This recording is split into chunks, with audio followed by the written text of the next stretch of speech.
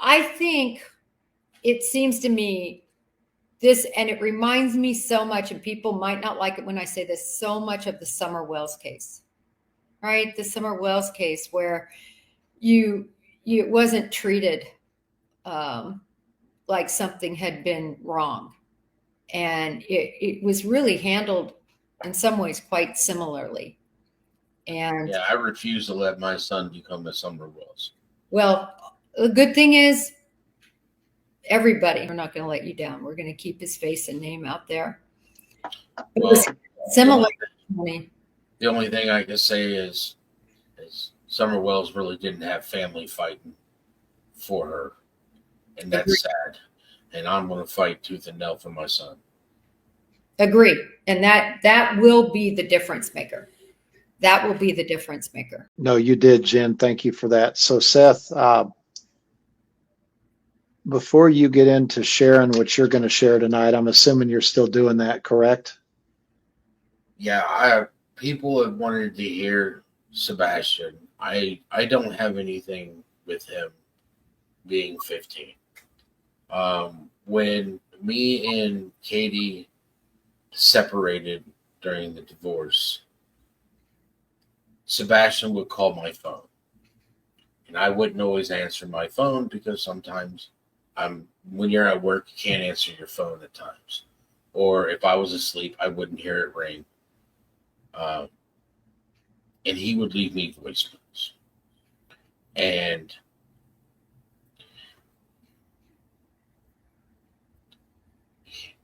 I've got several voicemails. I've probably got like 8 or 9, and I just never deleted his voicemails because I didn't see the point of deleting them.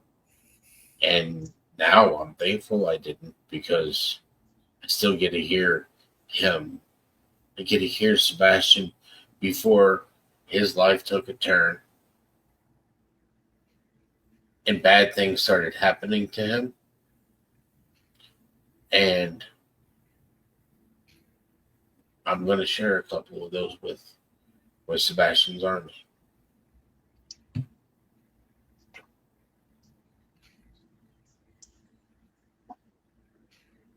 You were asking a question though, Tony. Well, while you're getting that together, it's certainly not a tit for tat, but there was a great question that was asked the other night in Katie's interview. So I want to ask you, what do you miss most about Sebastian? Everything. I miss him asking me questions.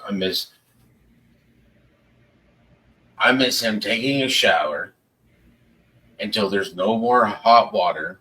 The bathroom is so steamed up, and then all of a sudden there's like the water stops, and I'm like, well, how long is he going to be in the bathroom? I only have one bathroom, so one bathroom. You need to hurry up because if I got to use the bathroom, you need to hurry up. And walking in, and he's literally curled up on the floor. The bathroom is all steamed up. He's laying on a towel, and he's covered up with another towel, and he's just sitting there. And I'm like, "What are you doing?" And he was like, "It's warm in here." And I'm like, "Well, it's warm out there too." He was like, "Yeah, but it's warm in here." He made a sauna. It's a sauna. Really, I mean, walk in, you can see the moisture dripping off the walls and stuff. And I'm like, oh, yeah. Well, are you done? Because I got to use the bathroom. He was like, I guess. I mean, I miss everything about him. I miss the attitude he would give me. I'd give him shit too, but that's father and son relationship. I miss taking him to go fishing, and I would have to bait his hook because the worm is icky, and it's dad, it's bleeding, and it's like, well, son, it's a living thing. You have to put it on the hook.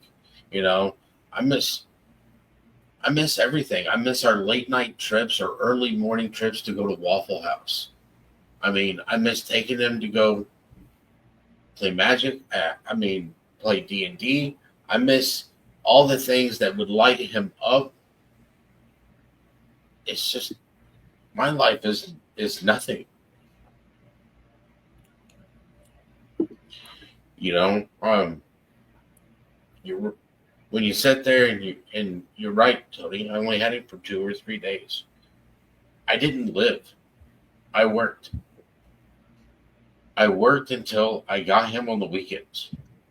When I got him on the weekends, that's when I got to live. The rest of the time, it was just work, make money, so that way when I had him, we could do whatever he wanted to do. I remember at one point in time, I gave him money, and then I had to take him back to there, and they were at Red Lobster eating dinner, and that's where I was supposed to drop him off. And I dropped him off. And then all of a sudden, like 45 minutes later, I get a phone call from Chris. Did you give Sebastian money? And I'm like, yeah. Well, are you sure you gave him money? Yeah. I gave him $40, $20, $40. I just gave him some money. Why wouldn't I? If there's something he wants, why wouldn't he be able to get it? You know, here he's got a wallet, it's got his ID, it's got his fishing license, it's got his bank card, everything here. So why wouldn't I give him money so that way when he's not here, if he wants something at school, because he had told me he wanted stuff from school, and I'm like, hey, here's some money. If you want to get something from school, that's fine. Just don't spend it all on candy, knowing full well he's probably going to spend it all on candy. But calls me up like he's not supposed to have money. Or, yeah, that's I see it in chat. He was like, oh, just making sure he didn't, steal money from you. I wouldn't have given a rat's. There's money laying around on my table. There's money there's money sitting here on my desk. I'm the only one that lives here. When Sebastian's here, anything that is mine is his. As long as you don't go into my wallet and take it. I mean, there are times that I would literally tell him, why don't you clean the house? Well, I don't want to. Make you a deal. You clean the house, you can have whatever money you find. Oh, okay. And he would clean the house. It's not that he's going to do, a perfect job, but he's going to pick things up and he's going to organize it and he's going to ask me where things go. And so we're going to communicate and he's going to learn some organizational skills. And then he would find money and he would be like, I found $5. Okay. What are you going to do with it? Put it in my wallet? Sounds good. Put it in your wallet. I've got a jar. You find change. Put change. You find change around the house. Put it in the thing. He would do that. Then we would sit there, and on days we would pour it all out on the table. And I've got change rollers. So we'd sit there and count out the change. And then we'd pack up rolls, 50 cents for the pennies. $10 for the quarters. $5 for dimes. $2 for nickels. And I mean, it all adds up to life skills. Seth, I have a question for you. Not to bring this down, because those are all such beautiful things, and we so often take all that for granted, right? The good, the bad, and the ugly with our kiddos that we get to enjoy daily. But I want to ask a question.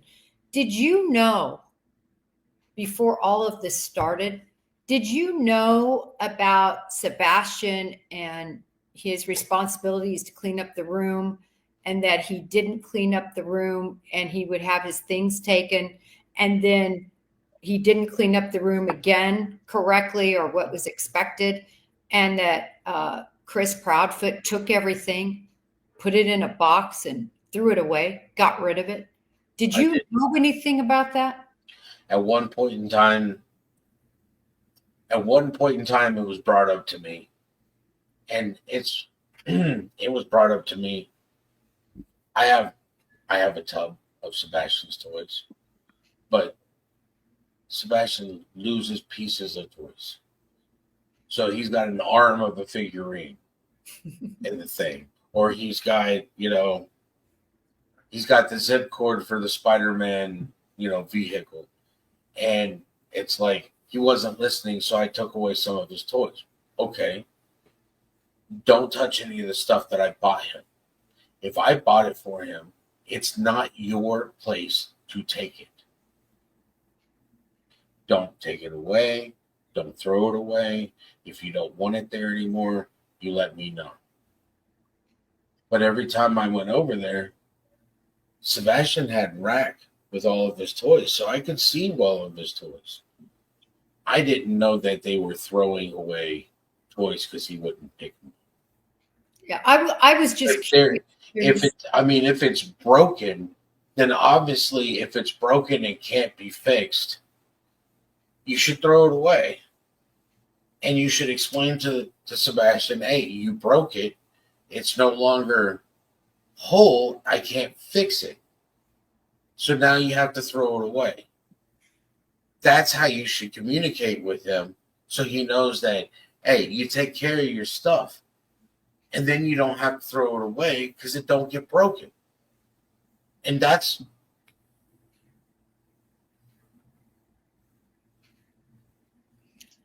right. And I get it. Like, I mean, my mom, if I left my stuff on the floor, she'd pick it up and she'd take it and I'd have to buy it back. 5 cents for this, 10 cents for that.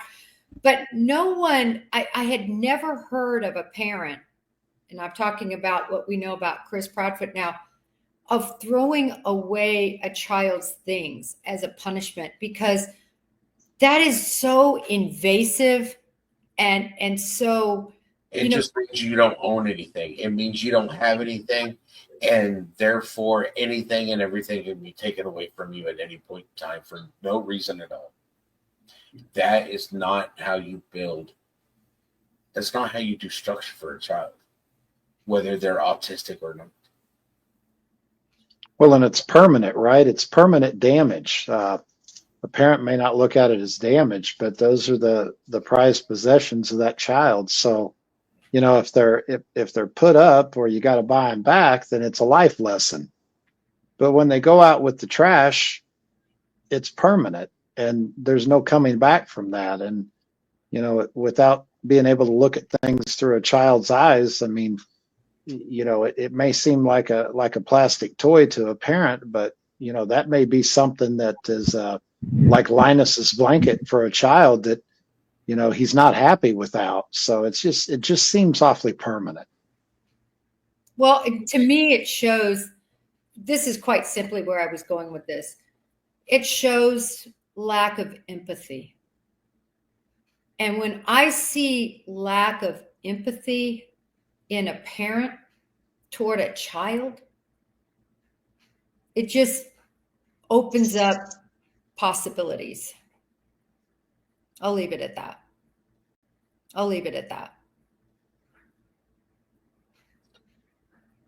A lot of negative possibilities. But let's hear Sebastian's voice.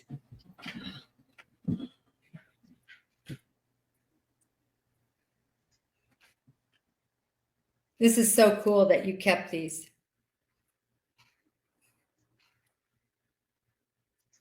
This one was May 16th, 2017. I don't know if you guys can hear this or not. So you'll have to let me know if you can. So,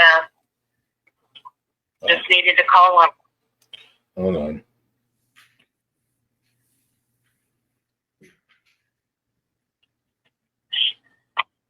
Hi, Daddy.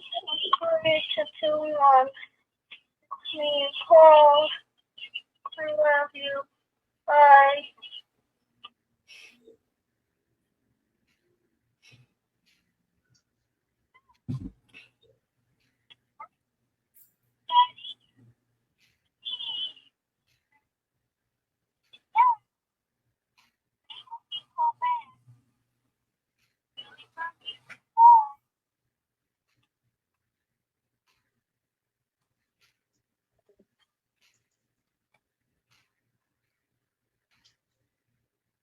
motivational song? It just started. Hi, Dad. I know this is gonna sound weird, but tomorrow's picture day. So could you send some decent clothes over to me so that I can wear the decent clothes and be handsome for my dad? You say you don't have decent clothes? Mom, what? Do you let me wear whatever I want to wear for picture day? Oh, clothes for picture day. Mom, okay. I need to get decent clothes. I know this stuff. Will you please send decent clothes?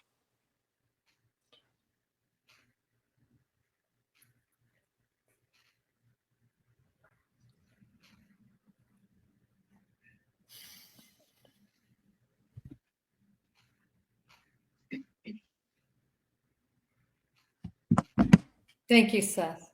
I'm sorry. So his voice hadn't changed yet, or had it changed by the time he was 15?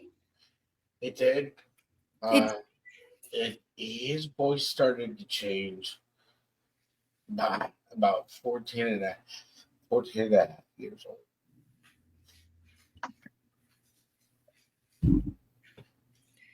Precious.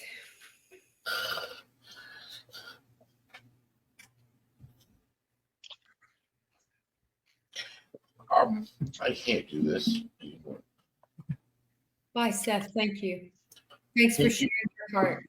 Thank you, Tim. Thanks for sharing his voice. I'm sorry, Seth. I just gotta find you. I gotta find you.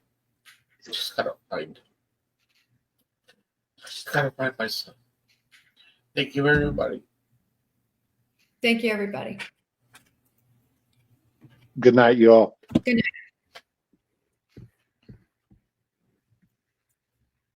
Offering messages of unwavering hope. You guys are Sebastian's army. We will find him. We will find him alive. We will find him well. Sebastian's father, Seth Rogers, thanking all those who have given up their time to help search for his son. Sebastian's grandparents also speaking out, coming all the way from Texas for a second time to help locate their grandbaby. He loved to talk about plants with me. He loved to talk about animals with me.